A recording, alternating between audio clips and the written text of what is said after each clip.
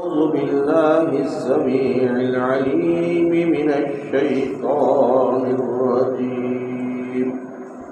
بسم الله الرحمن الرحيم.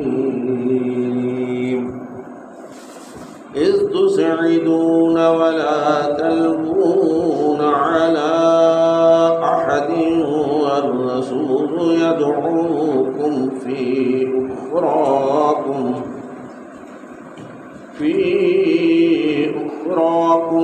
فأثابكم غما بغم لكي لا تحزنوا على ما فاتكم ولا ما أصابكم والله خبير بما تعملون.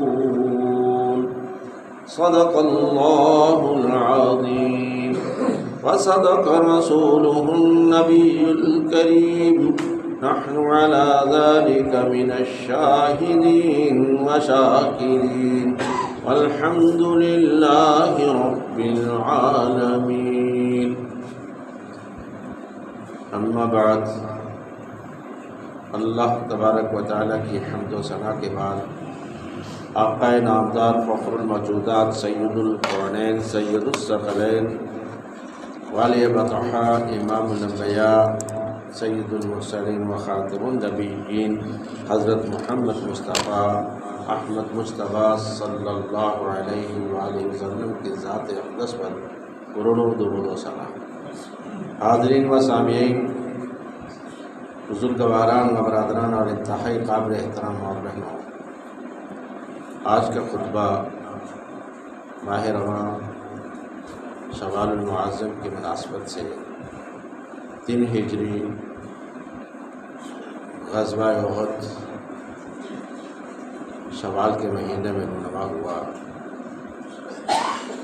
اس میں مسلمانوں کا بہت زیادہ نقصان ہوا کہ 70 صحابہ شہید ہوئے. نبی اقدس صلی اللہ علیہ وسلم کے دندان مبارک میں شہید ہوئے. صرف نبی کے گھرانے میں 2 شہادتیں ہوئیں. حضرت سید الشہداء امیر حمزہ رضی اللہ تعالی عنہ نبی معظم صلی اللہ علیہ وسلم کے چچا، اور دوسری شہادت آپ کے نسبت بھائی حضرت زینب بنت جاش رضی اللہ تعالی عنہا کے حقیقی بھائی حضرت عبداللہ بن جاش رضی اللہ تعالی عنہ شہید ہوئے. اور یہ صرف نسبتی بھائی نہیں تھے بلکہ پھوپھی زاد بھی، یعنی کہ فرسٹ کزن تھے نبی اقدس صلی اللہ علیہ وسلم. اس طرح 2 شہادتیں غزوہ احد میں اسی مہینے شوال کے مہینے میں ہوئی. اتنا بڑا نقصان اسلام کی تاریخ میں خصوصاً نبی اقدس صلی اللہ علیہ وسلم کی 23 سالہ دور نبوت میں مسلمانوں کا نہیں ہوا جتنا احد میں ہوا. اور یہ نقصان ہوا تو ہوا کیوں؟ اس تناظر میں آج کی گفتگو میں ہوگا کہ نبی اقدس صلی اللہ علیہ وسلم کی فرمانبرداری، آپ کی پیروی ضروری کیوں ہے، اور فرمانبرداری چھوڑنے پر، اپنی رائے کو مقدم کرنے پر کیا کیا نقصانات ہوتے ہیں. اللہ تبارک و تعالیٰ نے اس کا نقشہ قرآن میں یہ کھینچا: اذ تسعدون ولا تلوون على احد والرسول يدعوكم في اخراكم فاصابكم غما بغم لكي لا تحزنوا. اے میرے حبیب، وہ وقت یاد کرو جب تم پیچھے کھڑے ان کو پکار رہے تھے، الیہ عباد اللہ، الیہ عباد اللہ، اے اللہ کے بندو میری طرف آؤ، میں ادھر کھڑا ہوں. تم کدھر بھاگے چلے جا رہے ہو؟ لیکن ان میں سے کوئی بھی پیچھے مڑ کر دیکھ نہیں رہا تھا. کسی نے بھی نہیں پیچھے مڑ کر دیکھا. اتنی افراتفری کا عالم. اتنی بھگدڑ مچی کہ وہ نبی اقدس صلی اللہ علیہ وسلم کی ذات کو بھی بھول گئے اور اپنی اب فکر پڑ گئی سوائے چند صحابہ کے جو نبی صلی اللہ علیہ وسلم کو گھیرے میں لیے ہوئے تھے کہ کہیں آپ کو کوئی نقصان نہ پہنچائے، لیکن اس کے باوجود آپ کے دندان مبارک بھی شہید ہوئے۔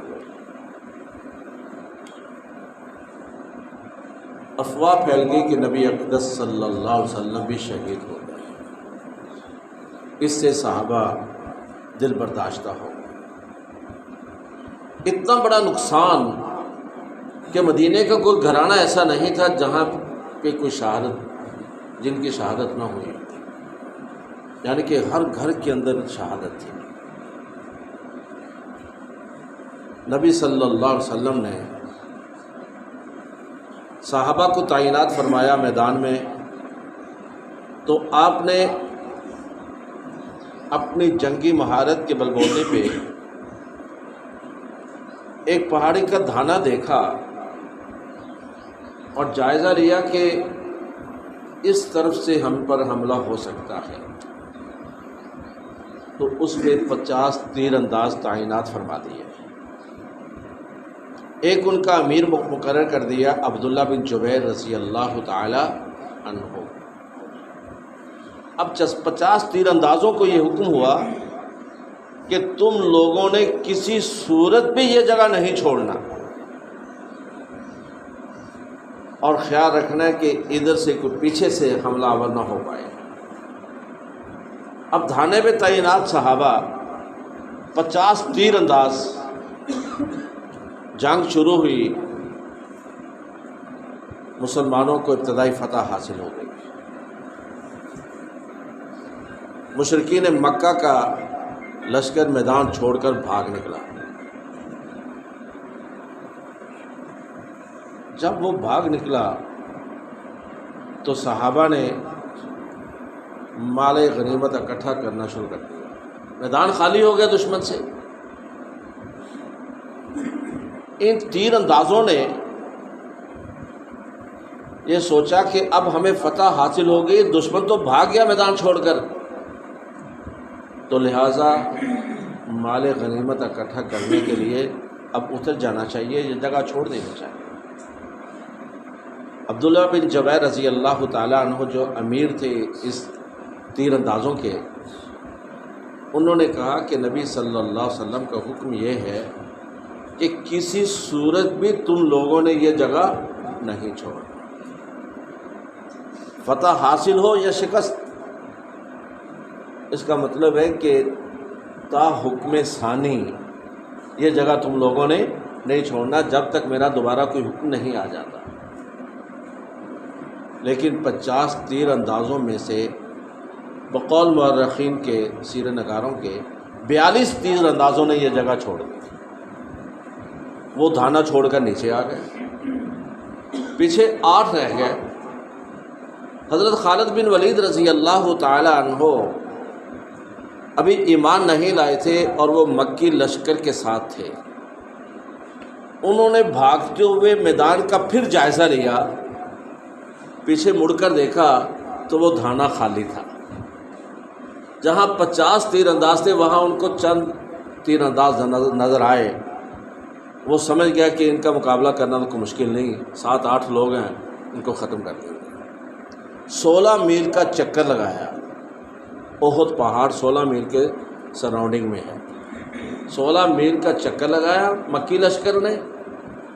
صحابہ مال غنیمت اکٹھا کر کے سستا رہے تھے، آرام کر رہے تھے۔ چکر لگا کر ان ڈھانے والے 8 صحابہ کو شہید کر دیا اور مسلمانوں پر حملہ آور ہو گیا۔ یہ نقصان اٹھایا کیوں؟ اور نبی کی ذات کو تکلیف پہنچی تو کیوں؟ صرف اس بنا پہ کہ ہم نے نبی اقدس صلی اللہ علیہ وسلم کے فرمان پر اپنی سوچ، اپنی رائے کو مقدم کیا اور نقصان اٹھایا۔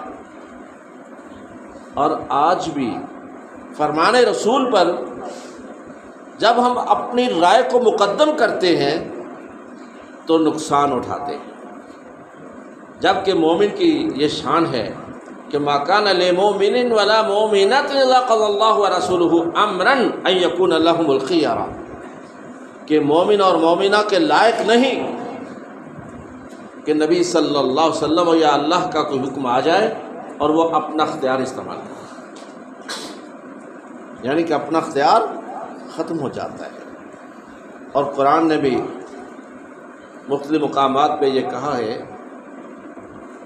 کہ نبی کے فرمان پر اگر اپنی رائے کو مقدم کرو گے اور نبی کے فرمان کو اپنے آراء اور سوچوں کے مطابق اہمیت دو گے تو پھر ان تحبط اعمالکم، تمہارے اعمال سارے ضائع ہو جائیں گے، وانتم لا تشعرون، اور تمہیں شعور بھی نہیں رہے گا۔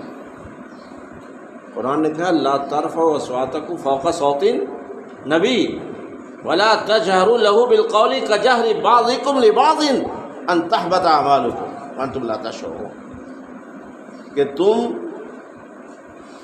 اپنی آوازوں کو نبی کی آواز پر بلند نہ کرنا، فوقیت نہ دینا۔ اب نبی صلی اللہ علیہ وسلم کی آواز بنفس نفیس تو آپ صلی اللہ علیہ وسلم یہاں موجود نہیں، تو پھر یہ حکم جو الہی ہے یہ کب اپلیکیبل ہوگا، کب عمل اس پہ کیا جا سکے گا، قابل عمل کب ہوگا؟ اس کا مطلب ہے کہ فرمان رسول آ جائے تو پھر اپنی سوچ، اپنی بات جو ہے اس کو فوقیت نہیں دینا، اگر دو گے تو اعمال ضائع ہو جائیں۔ اور دوسرا بڑا عمل جو ہے وہ ارتداد کا ہے، من یرتد منکم عن دینہ فیمت وہو کافر فاولئک حبطت اعمالہم، کہ اگر تم دین سے پھر گئے اور موت آ گئی تو بحیثیت کفر آئے گی اور تمہارے اعمال ضائع ہو چکے ہیں۔ اور تیسرا بڑا عمل ایسا وہ ہے شرک، کہ نبی اقدس صلی اللہ علیہ وسلم کو بھی فرما دیا گیا لئن اشرکت لیحبطن اعمالک، اے نبی اگر تجھ سے بھی ایسا جرم سرزد ہو گیا تو تیرے اعمال بھی ضائع ہو جائیں گے۔ نبی ہو کر نبی سے ایسا عمل ہوتا نہیں ہے، لیکن اللہ نے اس جرم کی قباحت واضح کرنے کے لیے یہ فرما دیا کہ اگر نبی بھی ایسا جرم کر لے تو اس کے اعمال بھی ضائع ہو جائیں گے، اسے بھی معافی نہیں ہوگی۔ تو نبی اقدس صلی اللہ علیہ وسلم کی اطاعت اسی لیے ضروری ہے، فرمانبرداری اسی لیے ضروری ہے، اور صحابہ نے اپنا عملی نمونہ بھی کر کے دکھایا۔ صلح حدیبیہ کا موقع ہے، بیعت رضوان، نبی اقدس صلی اللہ علیہ وسلم 1400 صحابہ سے بیعت لے رہے ہیں۔ یہ باقی واقعہ تو آپ لوگوں نے سنا ہے کہ حضرت عثمان رضی اللہ تعالیٰ عنہ کو قاصد بنا کر بھیجا اور اطلاع ملی کہ انہیں شہید کر دیا گیا، تو آپ نے فرمایا کہ جب تک میں خون عثمان کا انتقام نہیں لے لیتا واپس نہیں جاؤں گا، میرے ہاتھ پر بیعت کرو۔ 1400 صحابہ نے ہاتھ پر ہاتھ رکھ کر بیعت کی۔ اللہ کے رسول ہم عہد کرتے ہیں کہ جب تک خون عثمان کا انتقام نہیں لے لیتے ہم واپس نہیں جائیں گے۔ 1400 صحابہ۔ اس کے بعد مکہ والے پہنچے، سردار مختلف قاصد آتے رہے صلح کے لیے کہ حضرت معاہدہ کر لیں۔ معاہدہ ہو گیا، معاہدے میں شرائط کیا، مدینہ والے اس بار بغیر کوئی مقصد حاصل کیے واپس چلے جائیں۔ 400 450 میل کا سفر طے کر کے، یوں سمجھے یہاں سے بہاولپور جا کے اور بغیر مقصد حاصل کیے واپس آ جانا، اور بسیں بھی نہیں، موٹر وے بھی نہیں ہے، پیدل سفر، اونٹوں پہ سفر۔ واپس آئے، ایک شرط یہ ہے واپس چلے جائیں۔ دوسری شرط کہ اگر کوئی مکی مسلمان ہو کر مدینہ جائے تو مکہ والے واپس لینے کا حق رکھتے ہیں، اور مدینہ والے پابند ہوں گے اسے واپس کرنے پہ۔ اور اگر کوئی مدینے کا شخص مکہ واپس آ جائے تو مدینے والے حق نہیں رکھتے واپس لینے کا، اور مکہ والے واپس کرنے کے پابند نہیں ہوں گے۔ شرائط لکھی گئیں، جب شرائط طے ہوئیں حضرت عمر رضی اللہ تعالیٰ عنہ آئے، یا رسول اللہ صلی اللہ علیہ وسلم الیسنا علی الحق، کیا ہم حق پر نہیں ہیں؟ آپ نے فرمایا کیوں نہیں، ہم حق پر ہیں۔ پھر کہنے لگے کیا ہمارے مقتولین جنت پہ نہیں ہیں؟ عمر کیوں نہیں، جنت پہ ہیں۔ یا رسول اللہ صلی اللہ علیہ وسلم اتنی کمزور شرائط پھر کیوں طے کی؟ آپ نے فرمایا عمر تم نہیں جانتے، تم نہیں جانتے، وہ عالم الغیب ہے۔ ما ینطق عن الہوی ان هو الا وحی یوحی، نبی اس کے فرمان کے مطابق بات نہیں کرتا۔ اے عمر تم نہیں سمجھتے، 1400 صحابہ اس معاہدے پر دل برداشتہ ہیں، آپ صلی اللہ علیہ وسلم سے پوچھ رہے ہیں، 1400 صحابہ میں سے کسی کا شعور، تدبر، سوچ، فراست، بصیرت نبی صلی اللہ علیہ وسلم کی ذات تک نہیں پہنچ پا رہی، نبی کی بصیرت پر نہیں پہنچ پا رہی، نبی کی فراست تک نہیں پہنچ پا رہی، نبی کی سوچ پہ ہیچ ہے۔ 1400 صحابہ جن میں باب العلم علی بھی موجود ہیں، بڑے بڑے جلیل القدر صحابہ موجود ہیں، ذہین و فطین صحابہ موجود ہیں، لیکن کسی کا شعور، عقل، فہم، فراست، بصیرت نبی صلی اللہ علیہ وسلم تک نہیں پہنچ پا رہے، کمزور ہیں سبھی۔ تو مجھے بتاؤ ہم مولویوں کی سوچ نبی تک کیسے پہنچ سکتی ہے؟ نبی کی فراست تک ہماری سوچ کیسے پہنچ سکتی ہے؟ یہ نبی کی فراست تھی، نبی کی بصیرت تھی کہ دھانے پر 70 صحابہ 50 صحابہ تعینات فرما لیے، اور جب انہوں نے جگہ چھوڑی تو مار کھا گئے۔ یعنی کہ وہ صحابہ بھی نبی کی فراست تک، بصیرت تک نہیں پہنچ پائے۔ 1400 صحابہ نبی کی بصیرت و بصارت تک، بصیرت تک، فراست تک نہیں پہنچ پائے۔ تو بھائی انصاف کا تقاضا یہی ہے کہ مجھے بتائیے ائمہ اربع نبی صلی اللہ علیہ وسلم کے 100 سال بعد پیدا ہوئے، ایسا ہی ہے نا، 100 یا 150 سال۔ 4 امام جن کی وجہ سے مسلمانوں کے اندر ڈویژن ہوئی، 4 بڑے گروہ بن گئے، امام مالک علیہ رحمت، امام ابو حنیفہ علیہ رحمت، امام احمد بن حنبل علیہ رحمت، امام شافعی علیہ رحمت، 4 گروہ بنے۔ صحابہ کی فراست نبی صلی اللہ علیہ وسلم کی فراست تک نہیں پہنچ رہی، تو مجھے بتاؤ بعد میں آنے والے ائمہ کی فراست نبی کی فراست تک کیسے پہنچ سکتی ہے؟ سوچنے والی بات ہے۔ اور ہم مولوی مروتاً یا نیتاً کہہ جاتے ہیں کہ یہ چاروں ائمہ ایک ہی دریا سے نکلنے والی نہریں ہیں، ہے یا نہیں ہے؟ ہم سب کا نظریہ ہے ایک ہی دریا سے نکلنے والی نہریں ہیں۔ پھر میرا سوال یہ ہے، چاروں ایک ہی دریا سے نکلنے والی نہریں ہیں، تو پھر چاروں کے پانی کا ذائقہ، رنگ مختلف کیوں ہے، ایک کیوں نہیں؟ چاروں کے پانی کا ذائقہ، رنگ، خوشبو مختلف کیوں ہے؟ ایک ہی دریا ہو، منبع ایک ہو، رنگ اور ذائقے اور خوشبو مختلف ہوں، اس کا مطلب یہ ہوا کہ منبع ایک نہیں ہے، یہ چاروں سوچیں، چاروں آرا مختلف ہیں۔ نبی کی سوچ تک یہ نہیں نہیں پہنچتی، بصیرت تک نہیں پہنچتی۔ جب صحابہ کی فراست اور بصیرت نہیں پہنچی تو ائمہ کی کیسے پہنچ پائے گی؟ سوچنے والی بات ہے۔ ان ائمہ اربعہ نے اپنے حالات کے مطابق جو ضرورت تھی اس کی وضاحت کی ہے، ان کی وضاحت کی ہے، اور ساتھ فرما دیا کہ یہ میری طرف سے۔ میں یہ کہا کرتا ہوں کہ امام ابو حنیفہ علیہ رحمت تمام ائمہ میں، مفسرین اور محدثین میں محتاط ترین شخصیت ہے۔